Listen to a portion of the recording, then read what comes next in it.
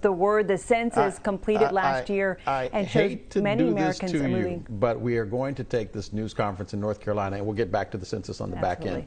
Let's go to North Carolina.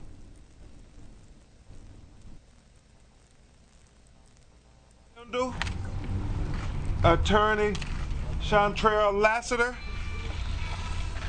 we have the honor of representing the family of Andrew Brown Jr. in these tragic circumstances.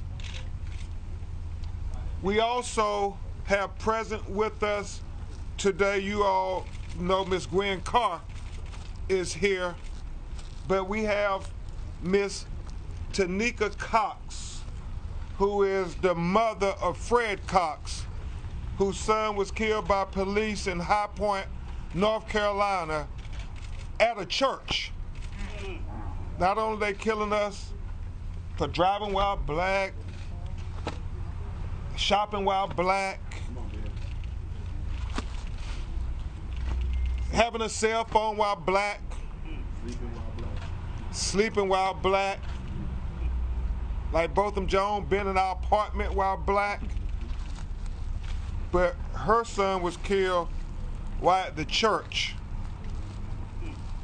while black. And she did not think it robbery, Arthur, to come here and be with Andrew Brown's family. So like Miss Gwen Carr, we thank her and we continue to pray for justice for your son as well. Fred Cox Jr. Fred Cox. Now today, as we informed you yesterday, we have the results of our autopsy report that was performed by Dr. Brent Hall with Autopsy Professional Association. And you all will get copies of the autopsy report as well as the anatomical models at the end of the press conference. And for those of you not present with us here in Elizabeth City, North Carolina, if you go to press@bencrump.com, they will send it to you electronically. We're going to hear from our legal team in this order, and then we're going to hear from the family members that are present. You're going to hear from Attorney Wayne Kendall, and he's going to go through some of the details of the autopsy. Then you're going to hear from my other great co-counsel, Good Omega. That is going to be Attorney Harry Daniels. And then you're going to hear from this brilliant commentator, attorney, Bakari Sellers. And then you will hear from Khalil, the son of Andrew Brown Jr. And finally, from our legal team, you will hear from Chantrell Lassiter, who not only is a member of our legal team, but personally knew Andrew very well. And this is going to be most emotional for his son and his family, but also for Chantrell, who became like family and working with this family. I want to thank Mr. Darius Horton. I mean, he's really helped the family a lot. He will be handling the services, the funeral services on Monday at 12 noon.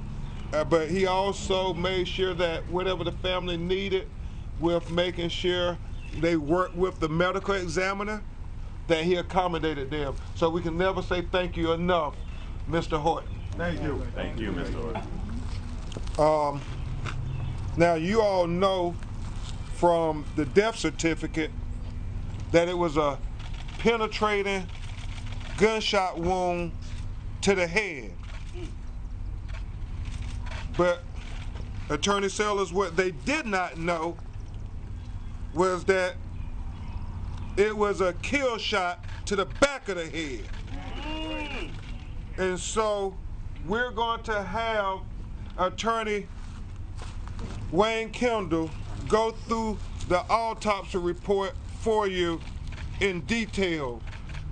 And then we're going to have other members of the legal team talk about the relevance of how we put this puzzle together, because they won't release the video. So painstakingly, we have to keep putting the pieces of the puzzle together. Attorney Wayne Kendall. Thank you, Ben. My name is Wayne Kendall. I want to first thank the Brown family for giving me the opportunity to be here, to be a part of the legal team representing them in this investigation, and the legal part of representing them if necessary in court. Hey, just hold it. Yeah, we got it. We commissioned a private individual autopsy report, postmortem report, because we don't have access to anything that's official. And what our preliminary autopsy report shows is that there were 5 penetrating bullet wounds to the body of Andrew Brown Jr. Now, consistent with what you have probably already heard, is that the first initial shots were through the front windshield of the vehicle that he was located in at the time that Hold on one second, they're trying to do surveillance on us. What you probably heard already, and you heard yesterday when Ms. Lassiter gave her recitation of what she saw on the video yesterday, was that Mr. Brown had his arms up on the steering wheel of the vehicle that he was then located in. And what happened was that there were 4 bullet wounds to his right arm. These bullet wounds, according to the autopsy, were more or less glancing shots. They were not fatal shots. So he was able to back up as these shots were coming into the vehicle. He was able to back up, turn the vehicle around, spin off across a vacant lot, and at that time, he was hit in the back of the head here, and that is the fatal bullet wound that was described in the death certificate as a penetrating bullet wound to the skull. And that was the cause of death, that was the manner of death by gunshot. So we now know, because we have not been able to get any official documentation concerning this shooting, that this in fact was a fatal wound to the back of Mr. Brown's head as he was leaving the site, trying to evade being shot at by these particular law enforcement officers, who we believe did nothing but a straight out execution by shooting him in the back of his head as he was trying to get away in a moving vehicle, which no doubt is also against police practice, to shoot into a moving vehicle to a person who posed no threat whatsoever to the officers then and there on the scene. So in summary, his death was caused by these officers with a bullet wound to the back of his head that caused him to lose control of that vehicle and crash into a tree. And I think once the video actually comes out, we're going to also find out that there were shots into that vehicle after it crashed into the tree and after he had been hit in the back of the head. The certificate also says that the time of death was within minutes after this particular gunshot wound to the back of the head. Thank you. Thank you, Attorney Kendall.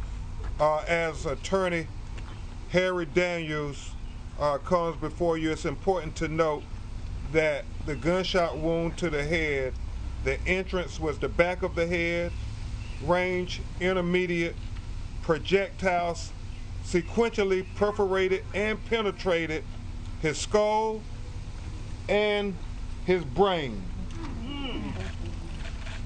It's important to note that The projectile was recovered in his brain. It never exited. And the trajectory, Attorney Daniels, was from bottom to top, left to right, back to front. So it went into the base of the neck, in the bottom of the brain, the skull, and got lodged in his brain. Oh Lord. And that was the cause of death. Attorney Harry Daniels will put this in greater context. Exactly. Execution. Execution. Give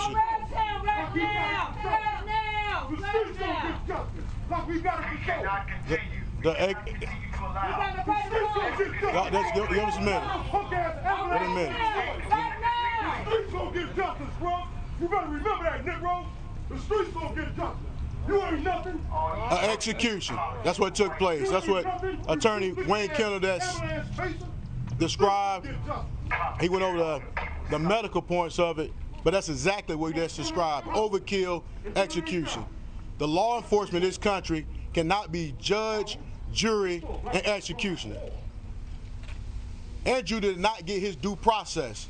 He was innocent. I don't care what the warrant, what the search warrant, he was innocent. He maintained the presumptions of innocence. So far as I'm concerned, that innocent man was killed by law enforcement. Overkill, unjustified shooting. Shot this man while he had his hands on the steering wheel. He wasn't fleeing. He wasn't fleeing. Let's get that word going. He wasn't fleeing. He was trying to run because he was scared of his life. He was scared for his life. And anybody here, if you get shot at, hold on, brother. If you get shot at, and you're gonna run. That's bottom line. Second nature. Fight or flight, you're gonna run. He left, trying to save his life, and they continued to shoot and put a bullet in back of his head. In the back of his head. A black man, unarmed, bullet in back of his head for no reason whatsoever. It was an innocent man. I don't care what you can put out, whatever you want to put out. You can try to assassinate his character, but you need to talk about the assassination of him and who committed the assassination. That's right. That's right. All right, I'm gonna pass on Bakari Sellers, Coach. Attorney Sellers.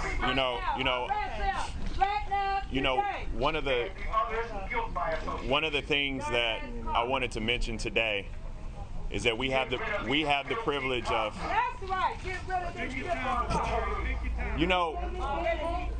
this. My brothers, this is a message for everyone watching.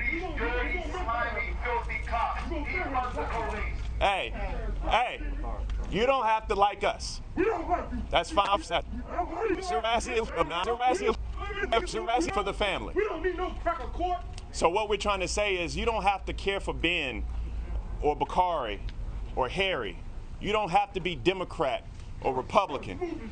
You don't have to be white or black to realize that what this family has not gotten is justice. We have an execution here in Elizabeth City.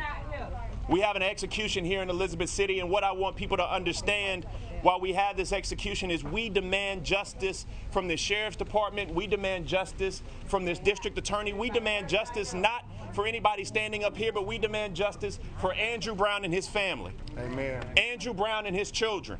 So you don't have to care or like Benjamin Crump. You don't have to like Bakari Sellers. You don't have to like Harry Daniels. You don't have to be a Democrat or a Republican to feel like injustice was done. You don't have to be black. You don't have to be white. You just have to have a beating heart or moral conscience to understand that injustice was done. So we will deal with people who may not like us. We will deal with people who may not vote like us. But at the end of the day, I do not care what you look like, who you pray to, where you walk, or how you vote. But what I do care about is the fact that an injustice was done. Now, y'all done got me carried away. I know that people said that, I switched accents. But my daddy in Denmark, South Carolina, my daddy would always say, you never argue with a fool because you don't know who's watching. Amen. And they can't tell the difference. Bless your heart, Bakari. But I'm saying today, for everybody, we on the same side and we want justice. Amen.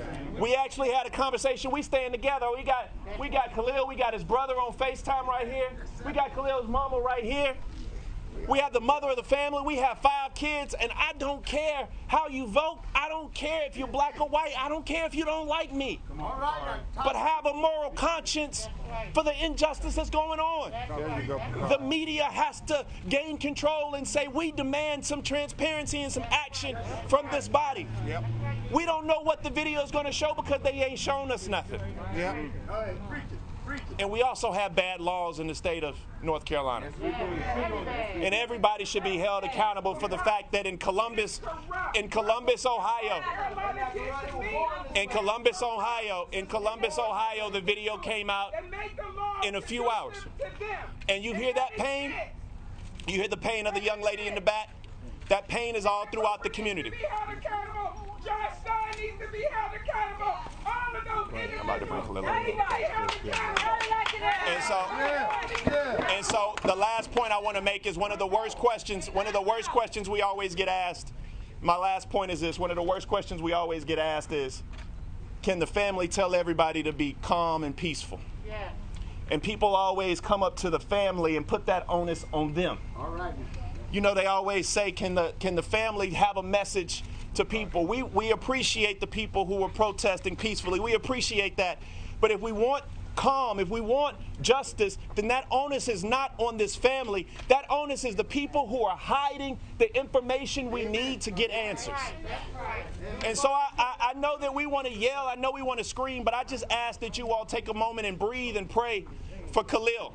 Amen. Khalil's going to come up, and Khalil is the only one that's in this audience, I do believe, that actually had to witness his father be executed. So, again, I don't care what you look like, who you vote for, or who you like or don't like up here. I understand that. But let's lift this young brother up because he's witnessed something and he's now a part of a fraternity that none of us want to be a part of. Amen. Khalil. Touch him. Give him strength. For one, it's too much violence going on. That's not the key. Because that's just going to make everything worse. It's too much going on already with us black folks doing it to each other. You know what I'm saying? That's not right at all. We need to focus on that if that's the case. You know what I'm saying? So violence is not the key. But to my pops, man, yesterday I said he was executed. This autopsy report showed me that was correct. Those 3 gunshots to the arm, that wasn't enough. That wasn't enough. It's obvious he was trying to get away. It's obvious. And they had been on this shit. Yeah, man. Not right. Like, Not right. man, stuff got to change. It really got to change for real. Yeah. Like.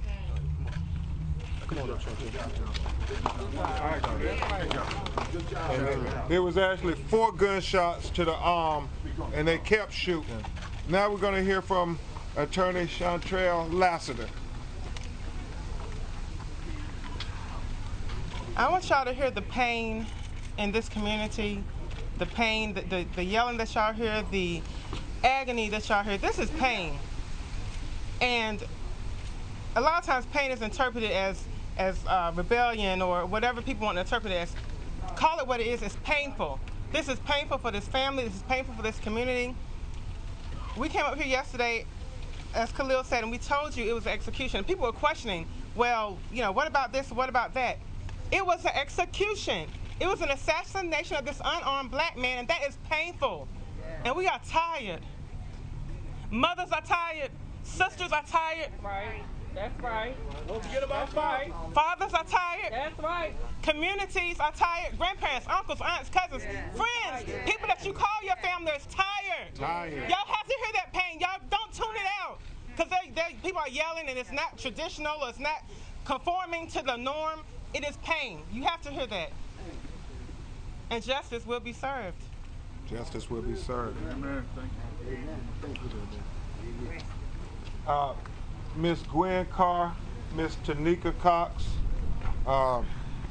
2 members of a fraternity that nobody wants to be a part of. Some say it's one of the quickest growing fraternities in the black community. Having the police kill our loved ones unjustly. And so, as Attorney Lassiter talked about pain, you see the pain in real life with these mothers who will have a hole in their hearts forever because their sons didn't bury them, they buried their sons. We will start with Miss Gwen Carr, who is one of the original mothers of the movement from New York City. Her son is Eric Gardner. Good morning, everyone. Here I stand again in solidarity with this family who has joined a fraternity, a club that no one wants to be a part of. But when you do become a part of it, you don't know the pain. You don't know the strength that the family has to have in order to endure. And for Khalil to watch his father being executed, can you just imagine? Put yourself, don't only have sympathy, have empathy. Put yourself in that position. Tell him, Gwen. What would you do if you saw your child, your mother, your father, whomever being executed? An unarmed person being executed. They came here for that purpose. They never intended, in my opinion, they never intended to take him alive. That's right. Tell them, Gwen. They came with the intention. They had their own agenda when they came to that car. And that's not right. This is what they do in the black and brown communities. They come to us, they brutalize, they terrorize, they kill, and then it's swept under the rug. But we have to come together as communities to stop this. We can't keep going through this. My son died almost 7 years ago, and I had to watch his execution over and over again. I never watched the tape in its entirety because I couldn't. And I know it's going to be just like a lot of these family members. They're not going to be able to see that. It's horrible what they do to us. Horrible. And it has to stop. It has to stop. All black and brown men are not terrorists. That's right. They're not all guilty. That's right. That's right. Tell them, right. They talk about police not being all bad, so all black people are not bad. There's bad in every community, in every race and creed. We have bad people. Amen. Just watch Scary People. Y'all watch that on TV, and it's not all us. That's right. But you know, I just want y'all to embrace this family. I want y'all to give this family justice. I want the media to record this for what it is. Because it is what it is, an execution.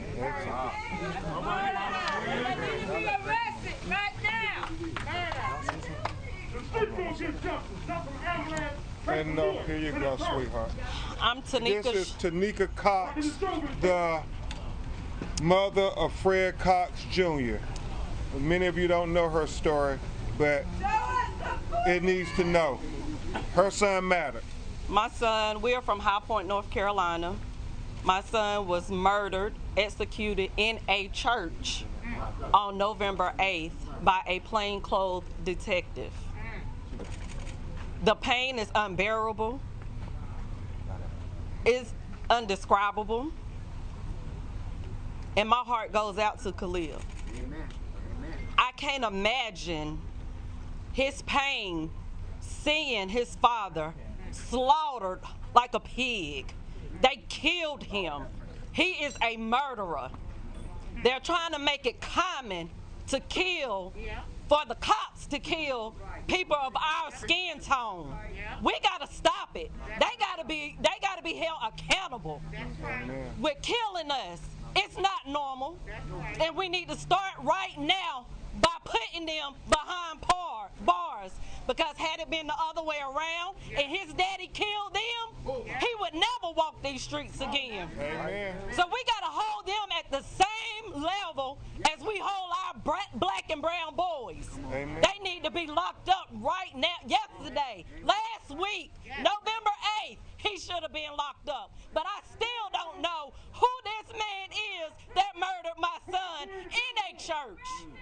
Justice for your daddy, baby. I'm standing with you 100%. Say his name, Fred Cox. Fred Cox. Say his name, Andrew Brown. Andrew Brown. Say his name, Fred Cox. Fred Cox. Say his name, Andrew Brown. Andrew Brown.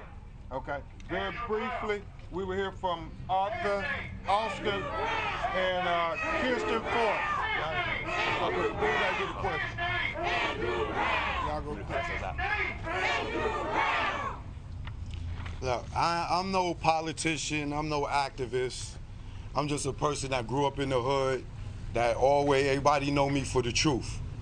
And I just want to say one thing to all the cops across America. If we running away from y'all, Come on now. Tell them, Arthur. why do y'all feel the need to use a bullet to stop us from running? This ain't when we was kids and we playing cops and robbers. To me, y'all make me feel like y'all still playing that game. That if they get in the way, they can't get away. But y'all use a bullet, which is fatal, that we can't come back from. Go ahead. Yep. I don't understand that. They asked this man to comply. He complied and he died. If we complied, why do we die? Kirsten Ford. No justice. No peace. No justice. No peace. No justice. No peace. What do we want? Justice. What do we want? Justice. What do we want? Justice. When do we want it? Now. When do we want it? Now. When do we want it? Now. My name is the Reverend Kirsten John Foy, and I've traveled down here with Gwen Carr, and I have observed the disrespect that the city of Elizabeth had displayed not only to this family, to this community, but to the lawyers, to the elected officials who represent this city. And it is high time that we elevate this conversation and ask that the Department of Justice come in and oversee how the city of Elizabeth plans to move forward. Amen. They announced yesterday the declaration of a state of emergency prior to the release of the video, which means they know the inflammatory nature of the content, and they know the community is not going to respond in a way that is manageable for them. So what that means is that the city of Elizabeth City is going to continue in the vein of disrespect of this family and this community, and cannot be trusted with the oversight and the security of the city, the protesters, the family, and this community. The Justice Department needs to come in and oversee this right now. Amen. Say no more. Show the video. Say no more. Show the video. Say no more. Show the video. Say no more. Show the video. Say no more. Roland Martin, open for questions. Ben Crump, it has been 6 days since this shooting. Have you ever seen a situation where an official autopsy has not been released by the medical examiner, no comment from the district attorney, and no public comment even since yesterday from the sheriff and the county attorney? Repeat the question. Repeat the question, no, so I want to hear it clear. Go ahead. Again, have you ever seen a situation where 6 days after the shooting, no release of the actual autopsy from the medical examiner? That's first. We have not gotten any preliminary autopsy or anything from the medical examiner at this point. district attorney, have y'all had any contact with the DA? Has the DA said anything to the attorneys or the family about an investigation? The question was, is Roland asked if the team had any contact with the district attorney. I've spoken with the district attorney. I believe it was on Thursday. Chantel, was it Thursday? Spoke with the district attorney on Thursday. Myself with some community leaders, as well as my Chantel and I. One thing we was promised was transparency from his office, and that the video, if shown to the family, that it would not be, it would be the raw video, no redaction, anything. Obviously, that didn't happen. As of any further communication, we haven't heard from the district attorney since. So do you know if the DA's actually launched an investigation? No, we do not. He hasn't given any indication that they have any investigation whatsoever. The FBI is leading the investigation. The DA was doing the prosecution. You've been listening to a news conference taking place in Elizabeth City, North Carolina. The family and lawyers for Andrew Brown Jr., the latest victim of a police-involved shooting, which is a polite way of saying that another black man has been shot and killed by a police officer. You could hear the anger being unleashed not only on the lawyers there, many of them being asked why are they there, but also the anger directed at the police department. The attorney saying that they, based on their own autopsy, believe that Andrew Brown was shot 5 times. One of the shots being what they called a kill shot to the head, saying that he was executed. Keep in mind that we now have a common thread that goes through Elizabeth City, Staten Island, New York, Minneapolis, Minnesota, Cleveland, Ohio, and so many cities now, Dallas, Texas, Elizabeth City being the latest. What is so sad, what is so ironic about this is perhaps you have not heard about Elizabeth City because it never, ever is in the news. The last time might have been a major snowstorm where they lost chickens. It calls itself the Harbor of Hospitality. You're watching DC Today. I'm Del Walters in Washington. We'll be right back. Stay with us.